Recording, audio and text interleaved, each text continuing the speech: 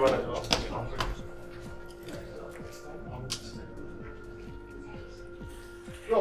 oh, sorry, when you done. Yeah, so that one's with the A, Robert. Okay. That London's a bit distracting for me. So I was invited to train with Team Usyk. So I've been in Spain. We've been doing some good training out in Spain. And I think he's one of the best in the world. Not I think, he is one of the best in the world. And it's not all down to him, it's also down to his team. I think he can. Yeah. And that's what I do think he can. I'm not saying he will, but I do think he can if everything's right. I do think he certainly can.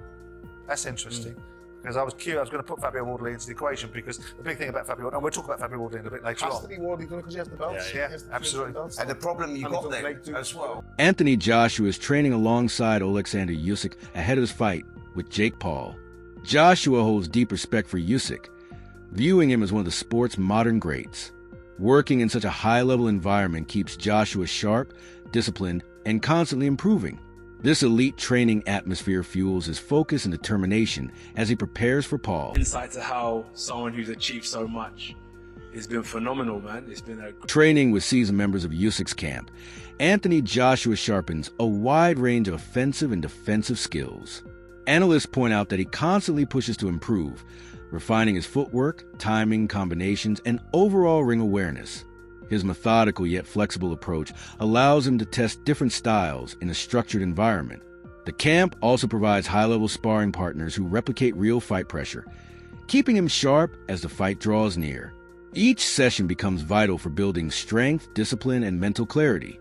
Joshua's routine reflects his belief that elite preparation, continuous adaptation, and technical innovation are essential to success in modern boxing. He's at that stage of his career where he's trying to rediscover a little bit of that confidence. He's got Oleksandr Usyk, where we're hearing reports he's out there training with Usyk and the team, trying to pick up something, trying to rediscover something. That's very strange, Paul, isn't it? It is, but it's not unheard of. I've heard of a lot of fighters doing that. You see fighters, obviously, it's the old Rocky movies years ago, but you see a fighter losing to someone, all of a sudden they go into the camp and they start training and do little bits together and become friends or whatever else.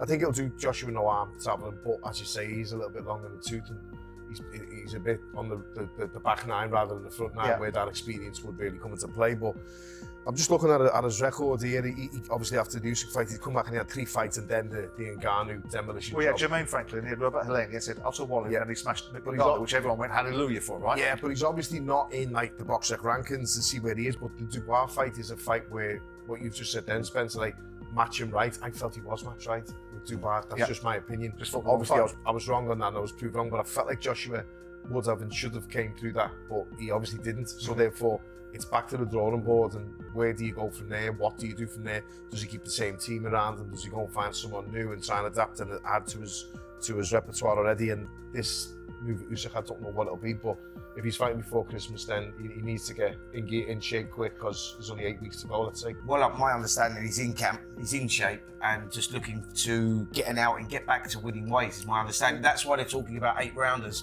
Yeah. He wants to sort of go under the radar a little bit, and it's difficult for someone like Andy Joshua because he's such a commercial commodity. He's always been in shape all the time, hasn't he? Yeah. He always will be in shape. He's never ever not been. But it's not about his physical shape, is it? No one's ever questioned his physical state.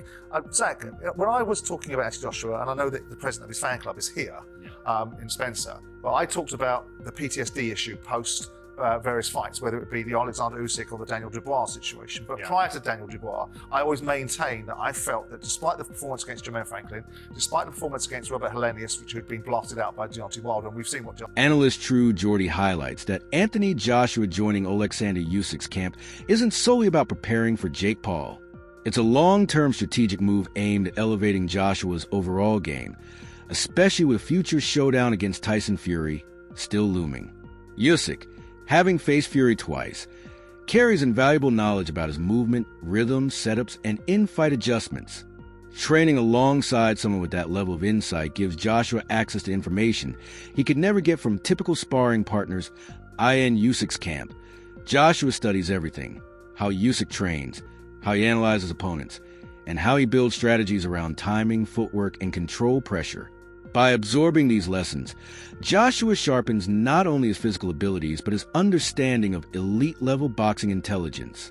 This environment allows him to experiment, refine, and adapt techniques that could be vital in future megafights. While the Jake Paul bout is immediate objective, Joshua's preparation goes far beyond it. Sparring routines, tactical discussions, and high-level drills all contribute to his long-term development. True Geordie emphasizes that this decision shows Joshua's foresight, discipline, and hunger to grow. It's a mindset of a top-tier athlete aiming not just to win his next fight, but to prepare for the biggest challenges ahead. Fighters fighting. Okay, so but let's talk about what this means for AJ. He's going to Team Usyk. I think personally that is with one eye on the Fury fight. He's like, you clocked Fury. You completely understand everything about him. You fought him twice. You know every weakness, and I need to learn as much as I can from you in a short space of time. It's obviously not for a fucking Jake Paul fight.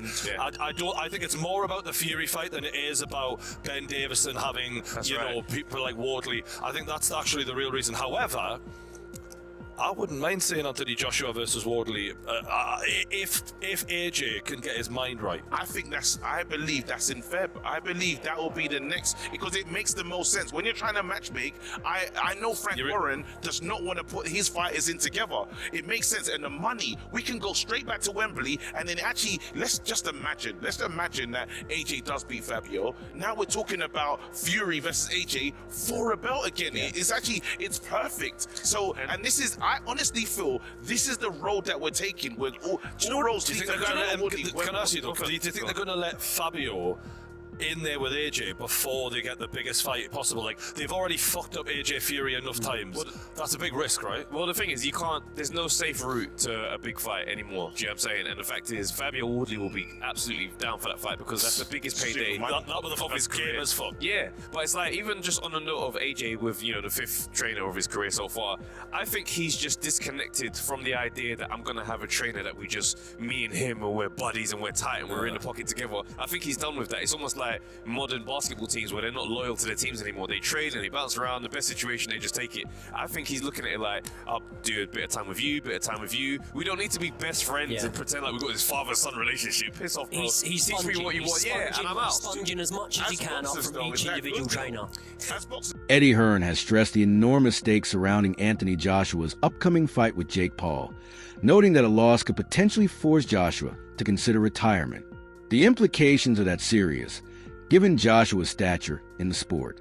Despite this, Hearn remains fully confident in Joshua's abilities, preparation, and mindset, reminding fans that boxing is far from a casual endeavor.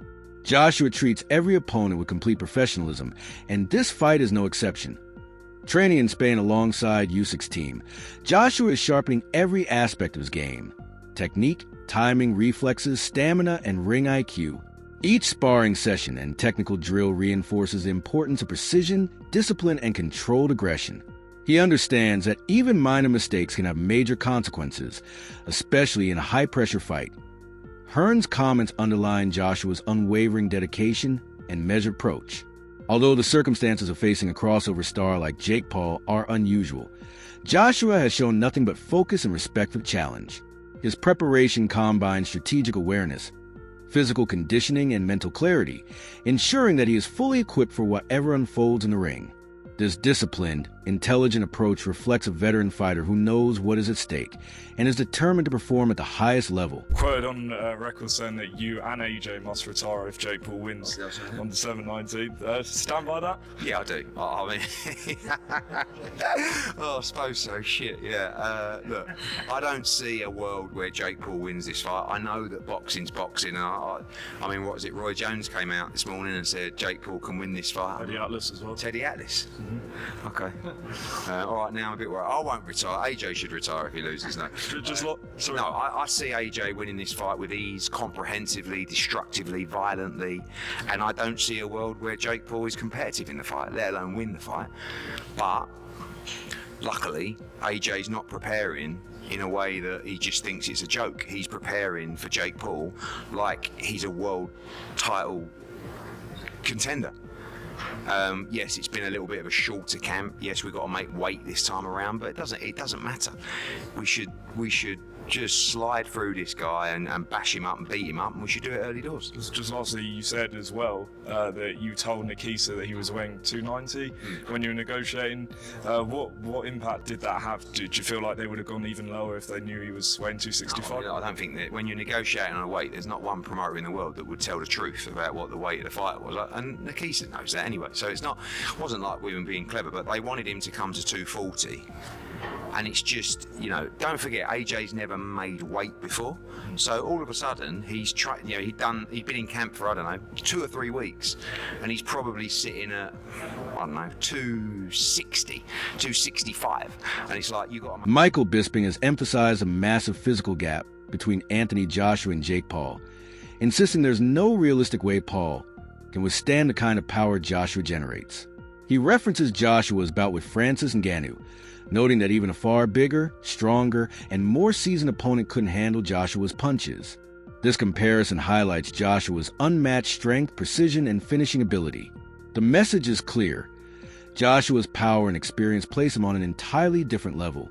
Jake Paul is stepping into a challenge unlike anything he has ever faced, and the physical disadvantage alone makes the task overwhelmingly difficult. Anthony Joshua, Jake Paul. What was the original plan for Anthony Joshua? I heard he was just mid-fight, were you going to pop up and be told he's fighting it somewhere, or...? It came out of nowhere, yeah. And it moved very quickly.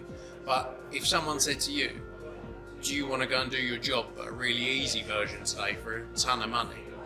You'd say yes, and that's what he did. He's going to make a load of money to knock out Jake Paul, and fair play to him. Fair play to Jake Paul as well, respect. That's it for today's video. Stay tuned until next time for more.